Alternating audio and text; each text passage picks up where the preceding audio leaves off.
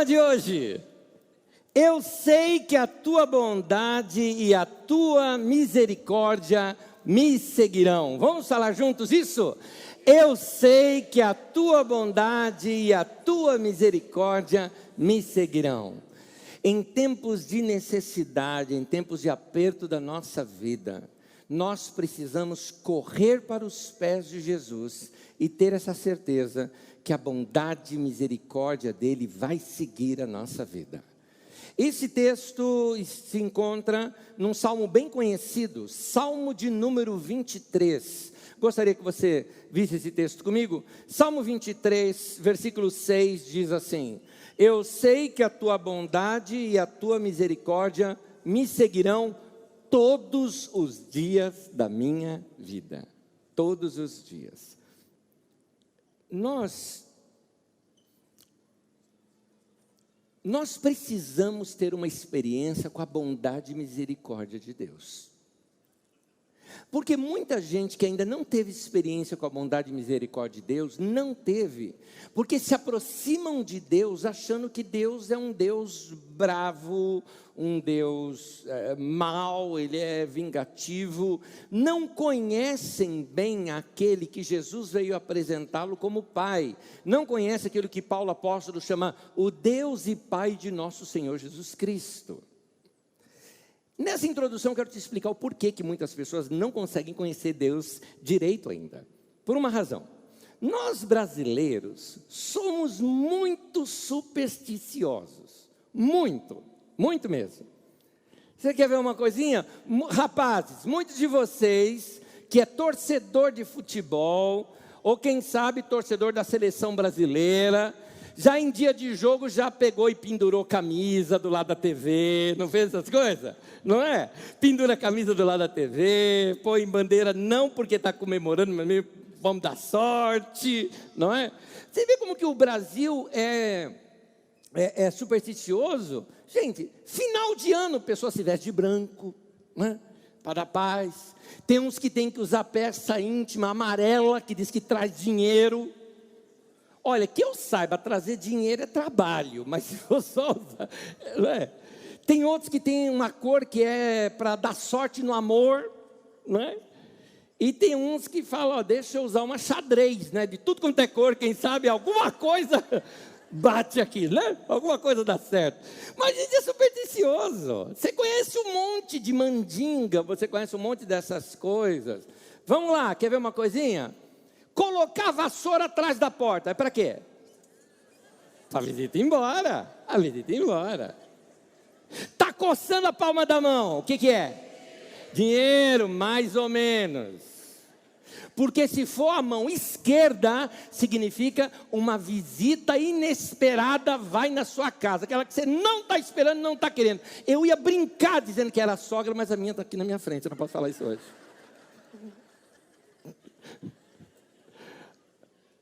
Tem uma que eu ouvi, que é o seguinte, que tem um negócio assim que derrubou sal na casa, dá azar. Dá algum outro problema lá também, que eu não lembro. Mas tem uma outra mandiga para acabar com essa. Você pega um pouquinho daquele sal com a mão direita e tem que ir para fora e jogar por cima do ombro esquerdo. Aí resolve.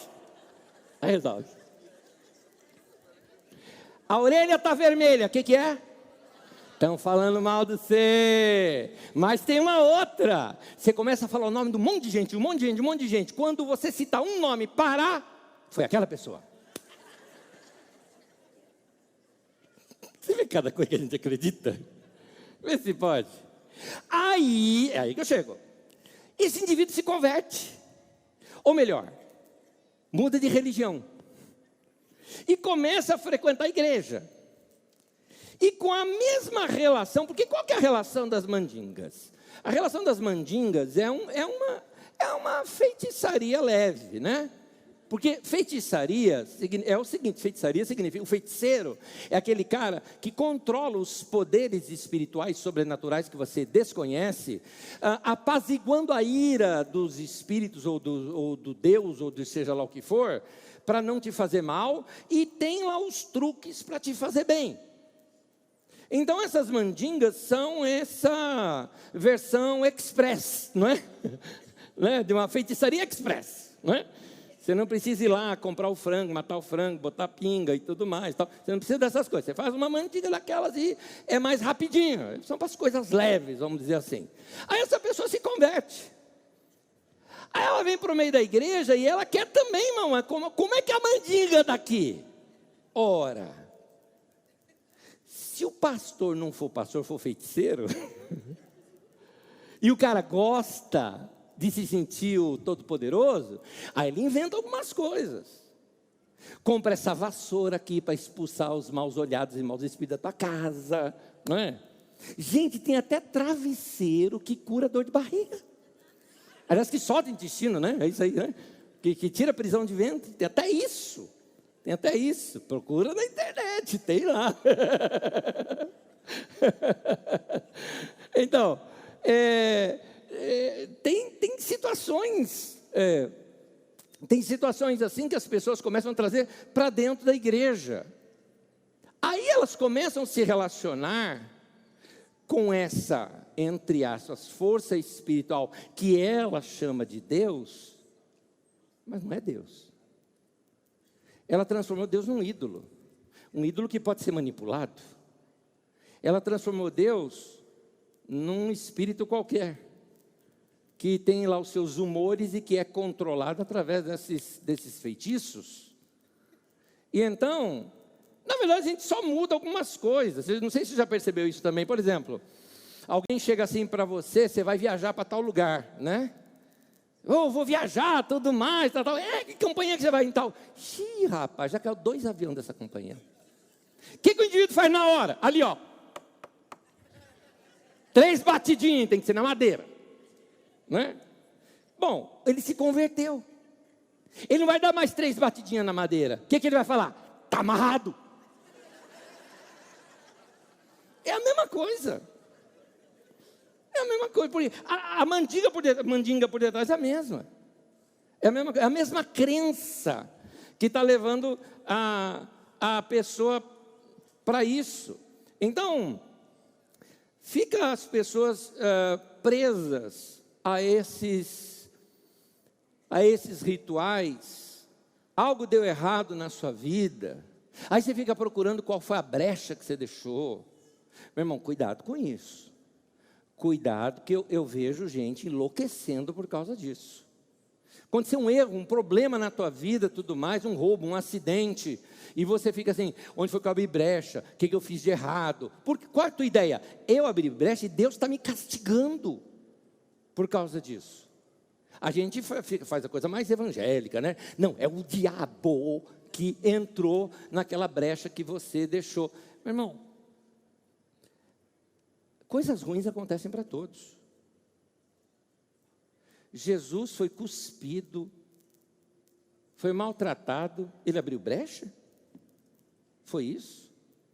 Coisa ruim acontece com a vida da gente. A gente precisa saber lidar com essas coisas. Mas o meu foco aqui hoje é te dizer o seguinte: não faça de Deus um ídolo.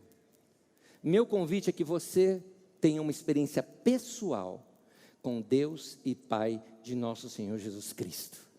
É um Deus bom e misericordioso, que é bom para todos os que o invocam em espírito e em verdade.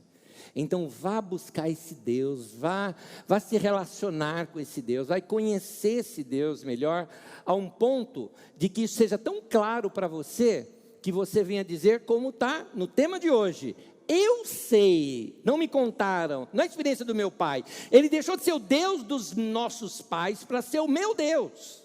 Eu sei que a tua bondade e a tua misericórdia me seguirão.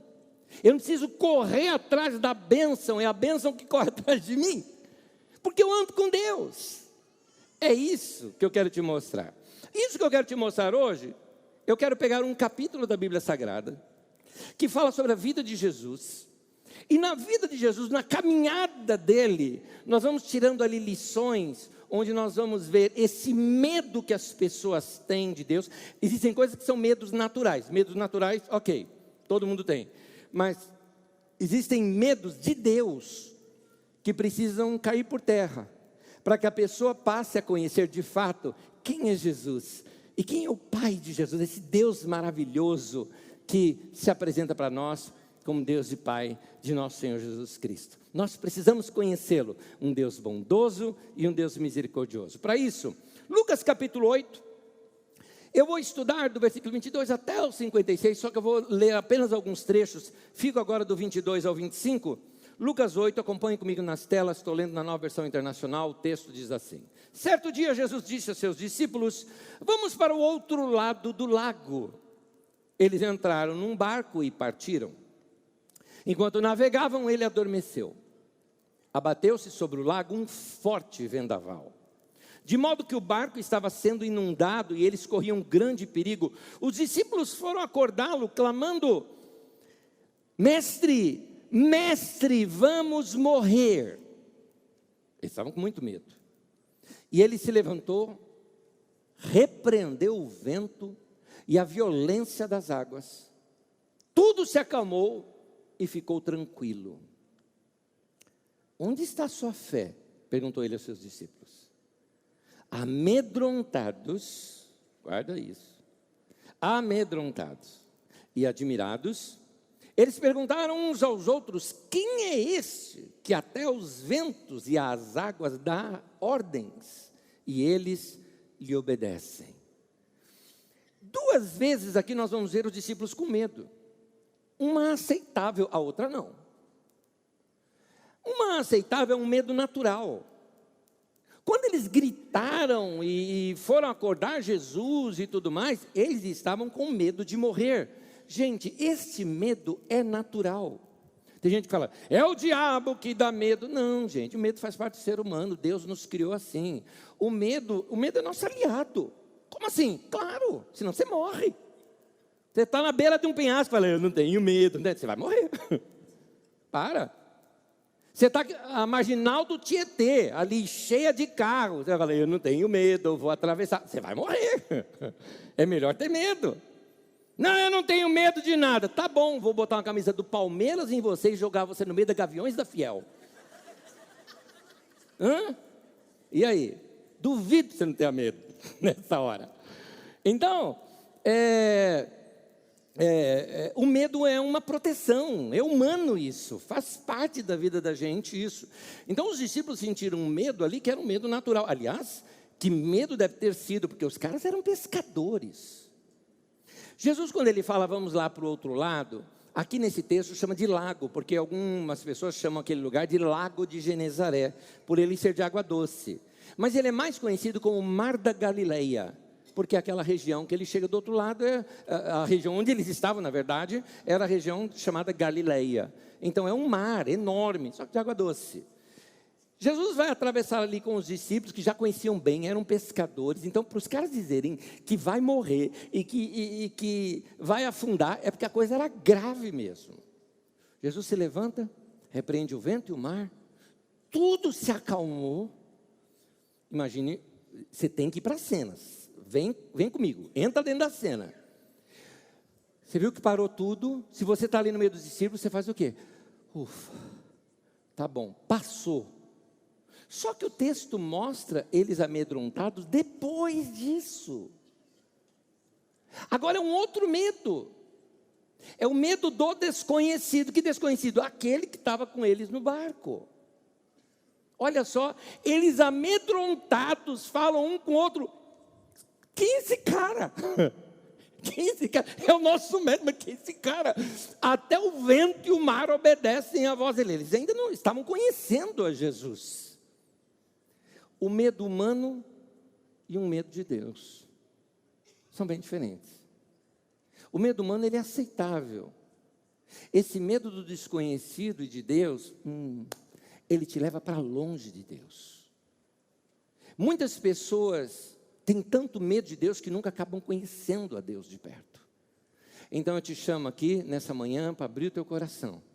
Eu quero te apresentar esse Deus misericordioso e bondoso, que na figura de Jesus vai mostrando essa ação de graça, misericórdia e bondade, que quando a gente passa a conhecê-lo, esse medo vai embora. Esse medo vai embora. Você não tem medo de Deus, porque você passa a conhecê-lo melhor. Então, meu irmão, primeira lição que a gente já pode tirar aqui.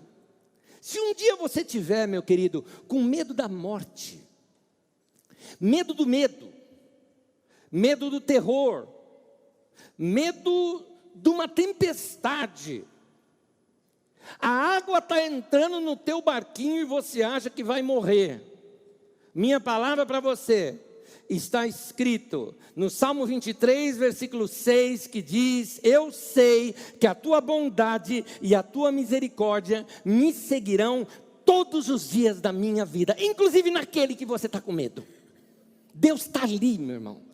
Deus está ali, Ele não te abandona naquele momento, Ele está com você naquele momento. Essa já foi a primeira experiência dos discípulos com Jesus, no sentido de entenderem essa graça e misericórdia de Deus. Mas vamos seguir a história, A história segue lá no versículo 26 em diante, Lucas 8, de 26 em diante. Jesus, então, vai lá e eles atravessam o mar. Ao chegarem do outro lado, tem uma região chamada Decápolis, de 10 cidades, né? 2 delas, Gadara e Gerasa, muito próximas uma da outra. Aqui vai narrar a história de um homem que andava no meio dos sepulcros, né? do cemitério. Cemitério nunca fica dentro da cidade. Cemitério é fora da cidade, isso naquele tempo. Cemitério fica fora da cidade. Portanto, é provável que esse cemitério ficasse entre as 2 cidades. Tanto que aqui em Lucas é chamada de Gerasa, ou Gerazeno, o rapaz, e no texto de Marcos é chamado de Gadara, ou seja, Gadareno. Mas é a mesma coisa, se trata da mesma região. Jesus chega naquele lugar, e naquele lugar havia um monstro social. Havia uma pessoa que tinha virado lenda. Um homem que na sua loucura e de tantos psiquismos ali estourando dentro da sua mente, é dito pela palavra de Deus que ele era possesso por demônios, e tinha uma força brutal, deveria ser assim, amedrontador, dava medo ver um cara desse. Um homem sem banho, vivendo nos sepulcros, gritando à noite. Se o prendia, ele quebrava as correntes, era forte, nu, e aquele bicho, aquele lobisomem, né? Iam se criando lendas e mais lendas em cima daquele homem. Aquele bicho vem correndo na direção de Jesus. É aqui que eu falo também, que é muito provável que ali você vê o lado humano dele, que ainda existe ali dentro. Tem gente que pensa que uma pessoa possessa por demônios não tenha o lado humano dela. Claro que tem, nitidamente a pessoa tem. Tanto que ele vem correndo para Jesus para adorá-lo. Demônio não faria isso. Cá entre nós, assim, se eu fosse demônio, Jesus está ali, eu corro. Não vou na direção dele. Mas ele correu para Jesus. Só que os demônios já o possuem.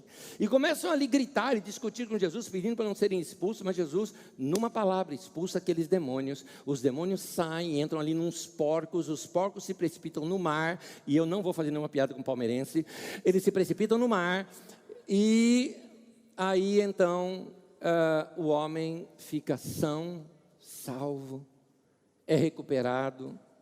Deram roupas para ele, foi restaurada a sociedade, e o bochicho começou, chegou na cidade, lembra do monstro das cavernas? Pois é, um homem chamado Jesus, lá de Nazaré, veio aqui, enfrentou e o libertou dos demônios, e o homem está são e salvo. Deixa eu ver, quero ver. A multidão da cidade foi atrás para ver que história era essa. Acontece que quando eles chegaram lá e viram o homem são e salvo diante de Jesus, inclusive vestido e tudo mais, pediram para que, primeiro ficaram com medo, e pediram depois para Jesus sair de lá. Não dá para entender essa reação, a não ser que a gente comece a olhar um outro lado. Toda sociedade tem seus monstros.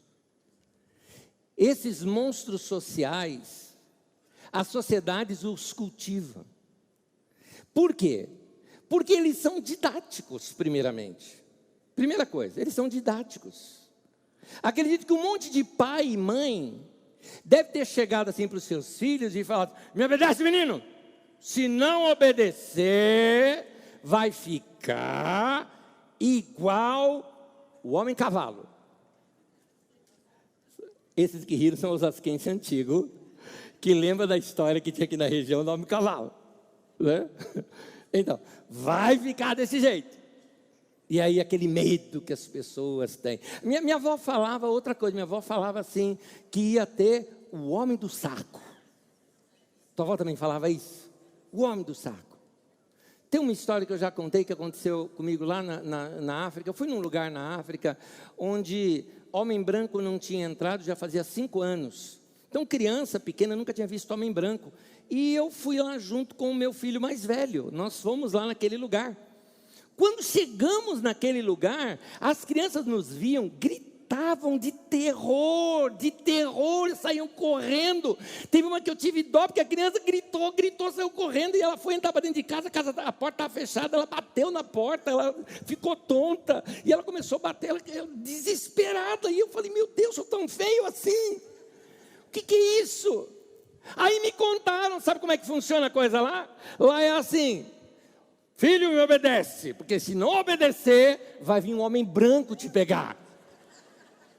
Aí aparecem esses 2 fantasmas lá, meu filho, imagina, o terror da criança, vendo o homem do saco, na versão africana, não é? Pois é, esse aqui é o homem do saco na versão da Palestina. Lá temos esse monstro. Os líderes religiosos também podiam usar isso. Sabe que aquele homem daquele jeito? Porque ele não seguiu o nosso ensinamento. E gente que desobedece acaba ficando desse jeito. E aí cada sociedade vai criando o seu bicho-papão em cima do telhado. Vai criando essas histórias para dominar as pessoas.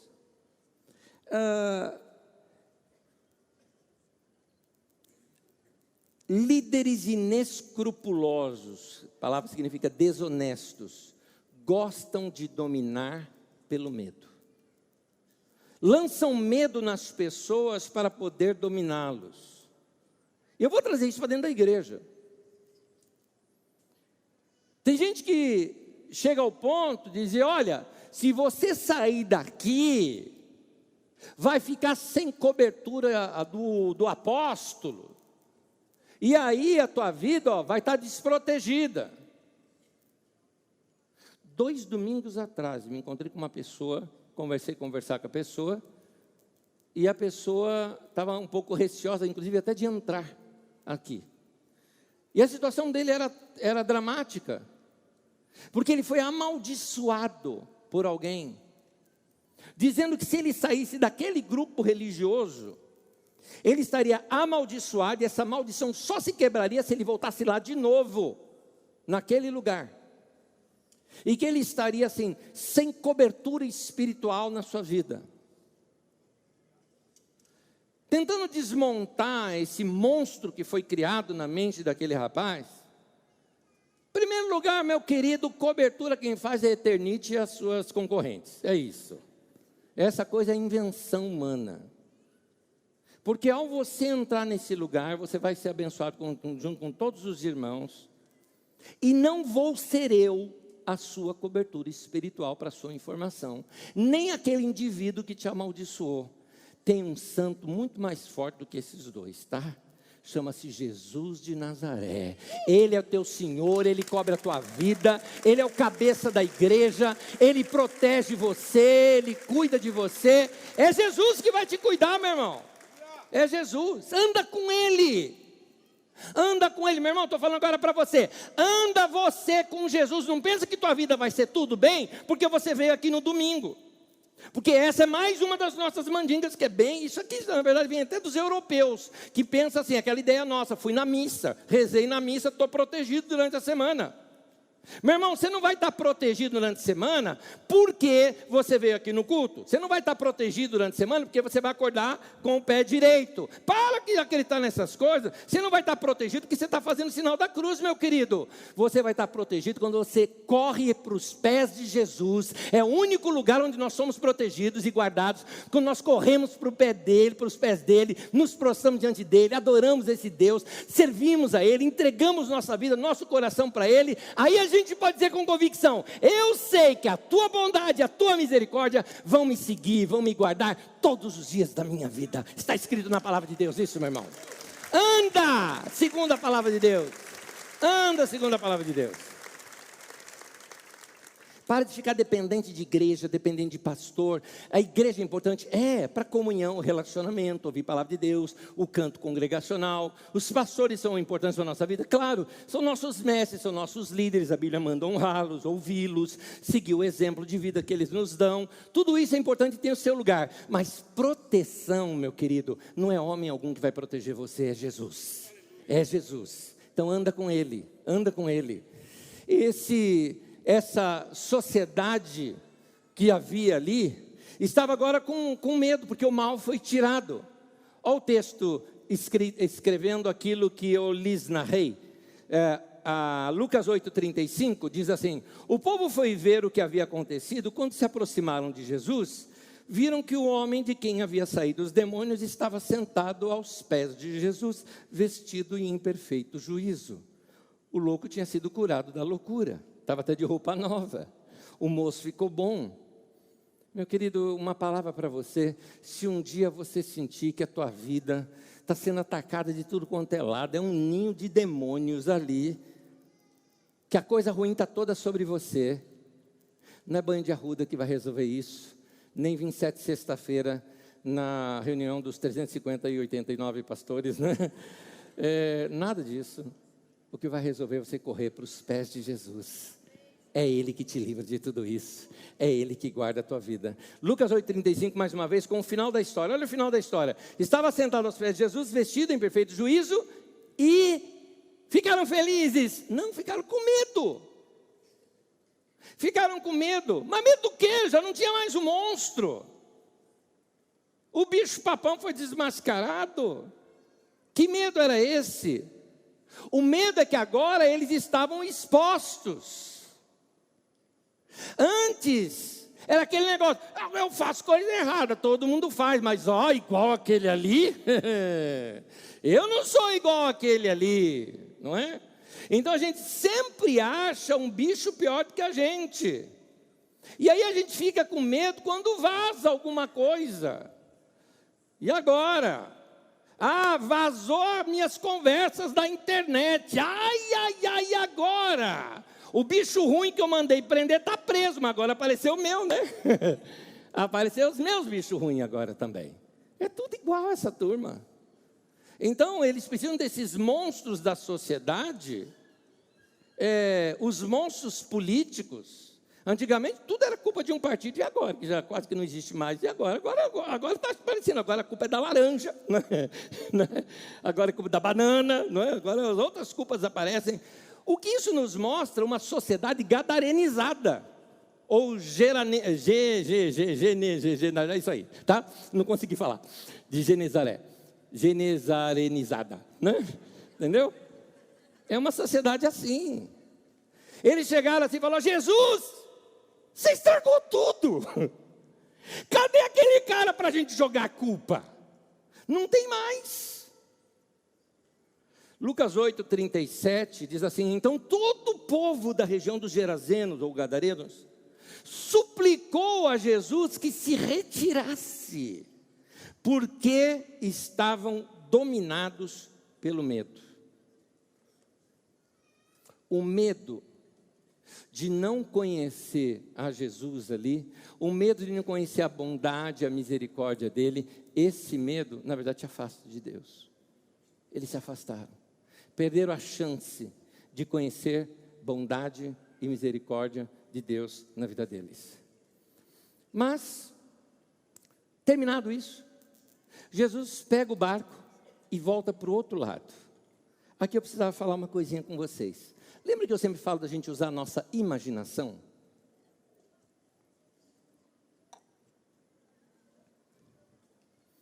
Entra na história comigo. Entra na história. Você é um dos discípulos, entrou dentro do barco. Você vai agora de volta para o outro lado, no mesmo barco, e no mesmo mar que você quase morreu. Não está no texto, isso aqui está na minha cabeça. Eu fico imaginando a hora que eles passaram por aquele ponto onde essas coisas aconteceram, onde aquela tempestade aconteceu. Eu acho que eles estavam assim, ó. Tá tudo bem, tá tudo bem. Né?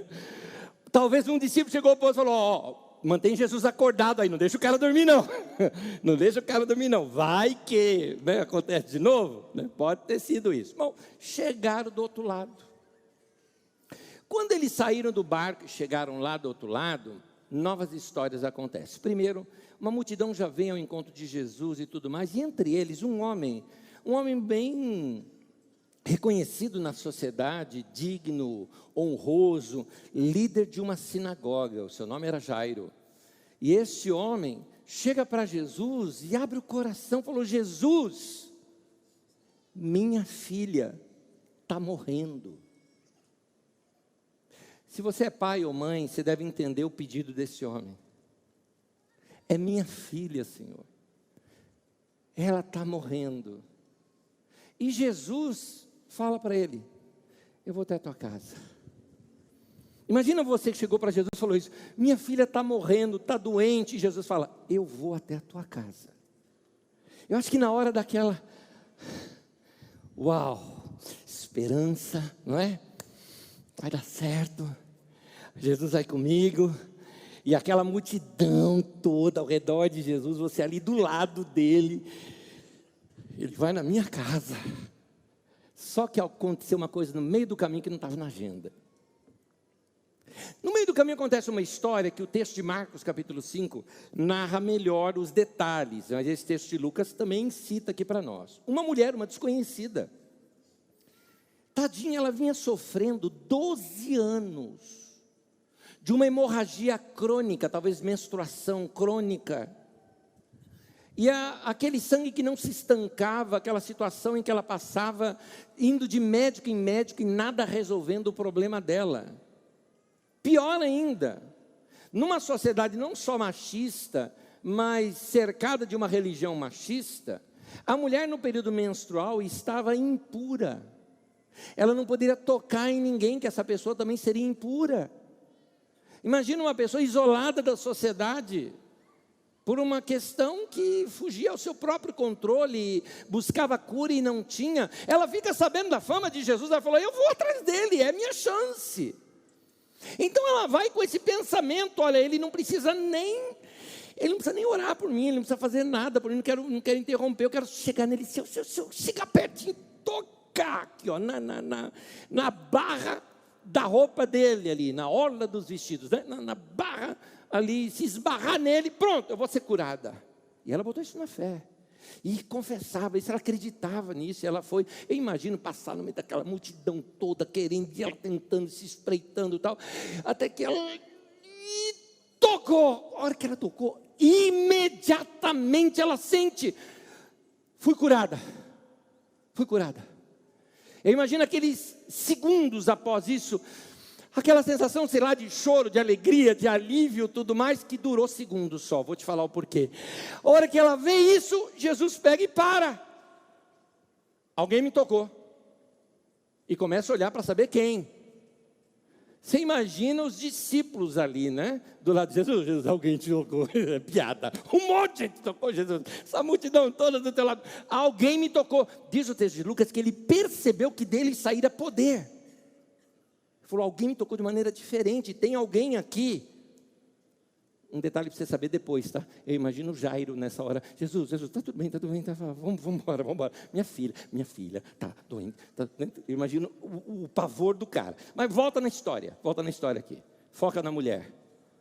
Jesus para E agora, ela vendo que ela não conseguiria ficar escondida, ela se abre dizendo que foi ela. Agora, aqui é uma situação difícil, por quê? Ela tornou impuro, teoricamente, a Jesus. Ela não podia tocar ninguém, se alguém seria impuro. Tocou no mestre, o mestre pelo menos ficaria retirado, uns 7 dias talvez, por causa da purificação. Imagina aquela multidão toda, que foi ali para ouvir os ensinos de Jesus, as curas de Jesus. Agora, por causa dessa mulher, esse Jesus não pode ministrar. Você imagina o povo em cima dela? É muito provável que ela poderia ser apedrejada e morta. É aquela coisa, pelo menos morro curado. Mas ela estava tremendo de medo, o texto fala, do medo dela. Vamos para o texto. Lucas 8, 47. Então, a mulher, vendo que não conseguia passar despercebida, veio tremendo.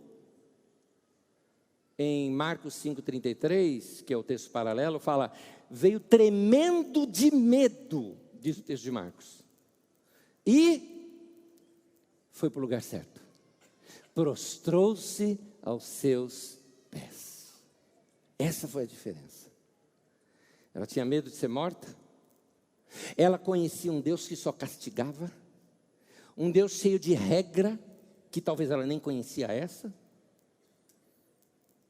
E ela teve esse encontro inesquecível com a misericórdia do Senhor.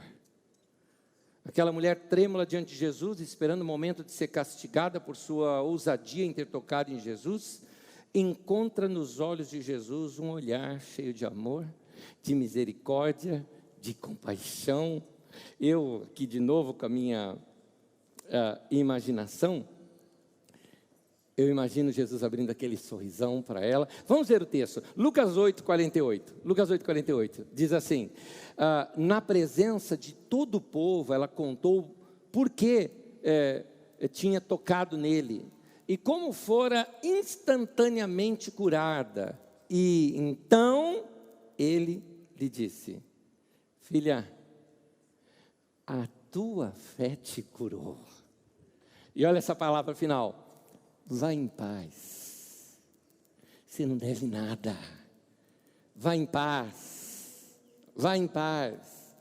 Eu acho até interessante isso que Jesus falou, filha, não foi nem eu que te curei, foi a tua fé, foi a tua fé. Porque é Deus quem fazia os milagres extraordinários através de Jesus, Atos 10, 38 fala isso. A fé daquela mulher tocou na bondade de Deus, na misericórdia de Deus.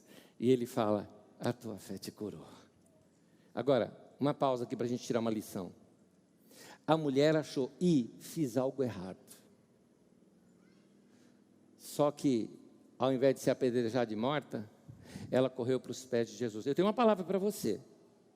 Se você sente, ou se você se aperceber alguma vez na sua vida, que fez algo terrível, você fez algo errado, eu tenho uma palavra para você. Corre para os pés de Jesus. Corre para os pés de Jesus. A religião te mata. Jesus não. Vou te citar um fato verdadeiro, conversado com um dos nossos pastores nessa semana. Um rapaz, por erro próprio, por coisas erradas da sua vida, cometeu o adultério. E ele então procurou líderes de uma determinada igreja e perguntou ali para aqueles anciãos, e aí, eu cometi é o pecado sem perdão? Eles falaram, você não tem mais perdão. Esse rapaz foi para casa e se matou. E aí? A pessoa que falava com o nosso pastor falou, puxa, e aí, ele se matou, foi para o inferno? O pastor respondeu dessa maneira, talvez quem vai para o inferno são os outros, que falaram aquilo para ele. Claro que isso tudo entre aspas, por favor, tá? Tudo entre aspas aqui. Tudo como figura de linguagem. Mas esse fato é verídico. Eu tenho uma palavra para você. que talvez possa ter cometido alguma coisa que você acha assim, não tem mais jeito na minha vida. Eu fiz algo que acabou com a minha vida. Eu fiz algo que eu perdi tudo. Eu fiz algo que destruiu alguém, destruiu uma família, machuquei pessoas. Sim, você vai ter que acertar tudo isso mais adiante. Mas o primeiro lugar para você correr, meu querido, corre para os pés de Jesus. Você sempre vai encontrar um olhar misericordioso e bondoso para você. Por quê?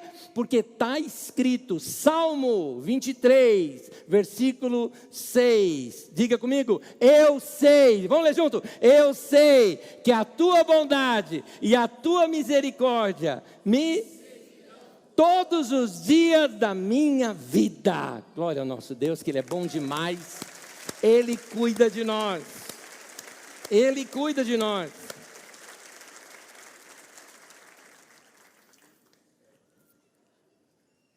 Eu vou terminar, mas está faltando alguém ainda aqui da gente contar a história. O Jairo. Volta no tempo, volta ali, naquele momento em que ele teve aquele primeiro encontro com Jesus. No seu primeiro encontro com Jesus, Jesus, minha filha está padecendo, minha filha vai morrer, e Jesus, eu vou lá na tua casa.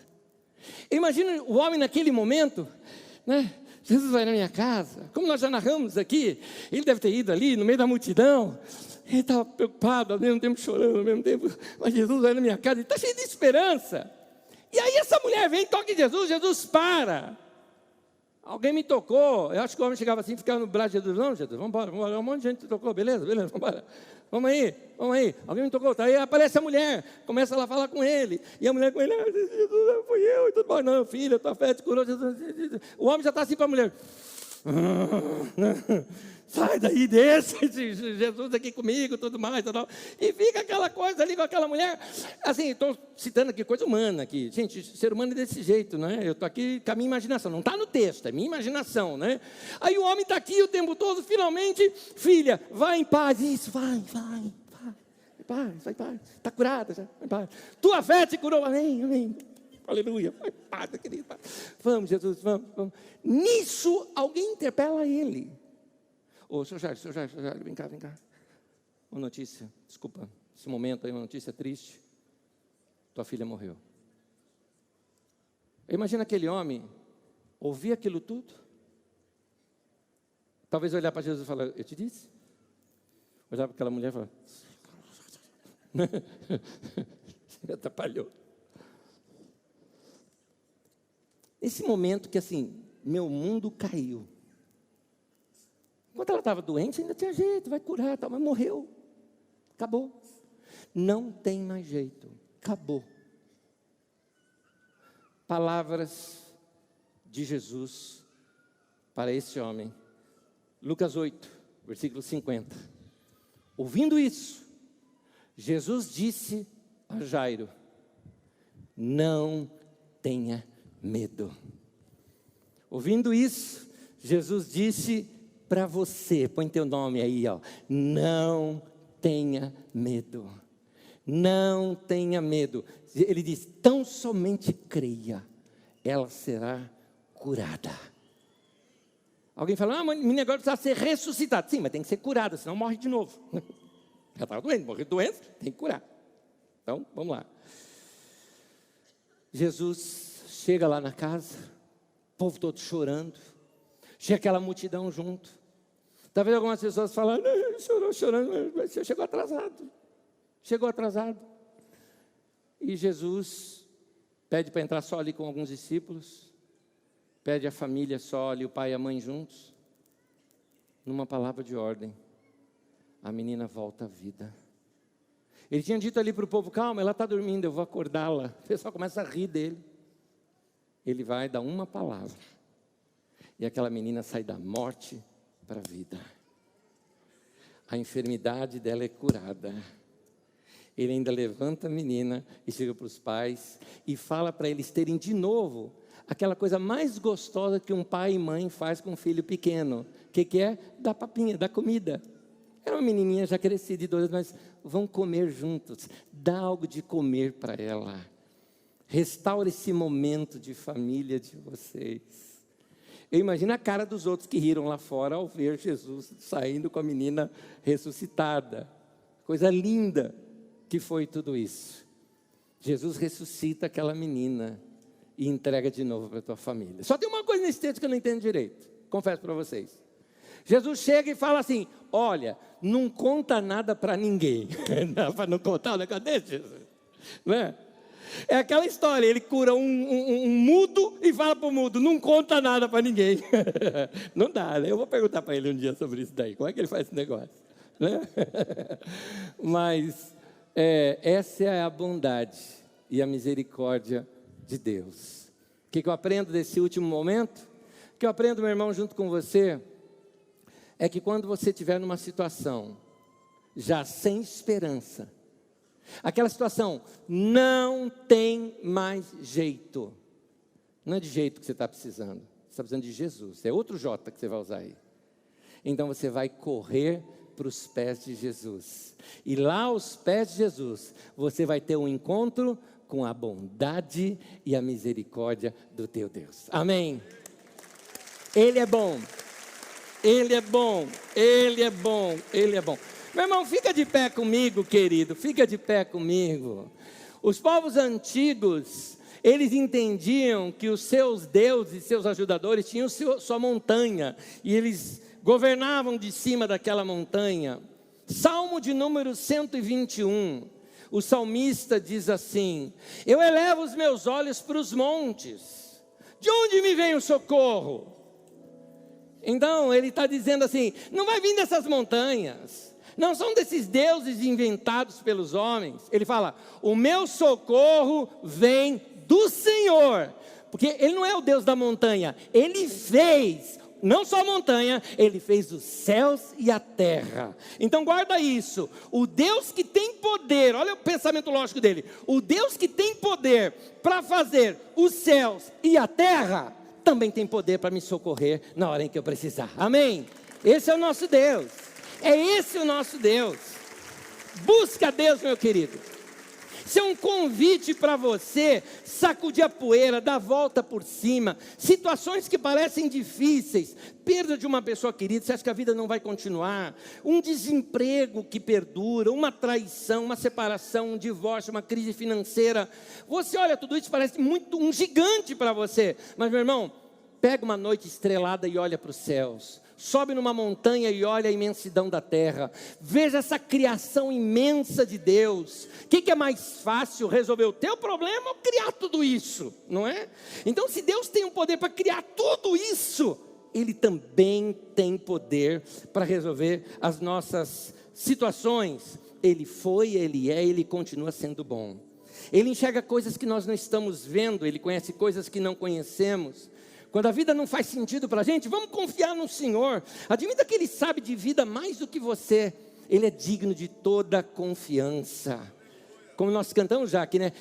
Estão diante dEle a glória, a majestade, força, formosura. Está tudo diante dEle. Vamos terminar falando Salmo 23? Salmo 23, versículo 6. Vamos terminar falando todos juntos esse texto? Vamos lá. Eu sei que a tua bondade e a tua misericórdia me seguirão todos os dias da minha vida. Vamos celebrar nosso Deus, que Ele é bom.